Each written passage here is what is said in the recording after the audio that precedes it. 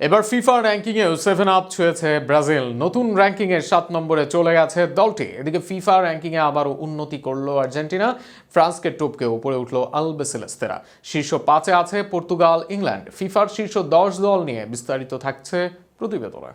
প্রকাশ পেল ফিফার নতুন র্যাঙ্কিং, যেখানে শীর্ষ 10-এ আছে জার্মানি 1713 পয়েন্ট নিয়ে 10 নম্বরে আছে তারা। এদিকে শীর্ষ তালিকার 9 নম্বরে আছে 4 বারের বিশ্ব চ্যাম্পিয়ন ইতালি, তাদের পয়েন্ট 1717। এদিকে শীর্ষ তালিকার 8 নম্বরে আছে বেলজিয়াম 1740 পয়েন্ট নিয়ে এই অবস্থানে আছে একসময় শীর্ষে থাকা দলটি। এদিকে এই তালিকায় 7 নম্বরে আছে একটি চমক দেওয়া নাম, বিশ্ব কাঁপানো ব্রাজিল 1758 পয়েন্ট নিয়ে এই অবস্থানে রয়েছে তারা। সর্বশেষ জাপানের বিপক্ষে হার কাল হয়ে দাঁড়িয়েছে তাদের চেয়ে 1 পয়েন্ট বেশি নিয়ে 6 নম্বরে ডাচরা। এদিকে শীর্ষ 5-এ অবস্থান করছে রোনালদোর পর্তুগাল।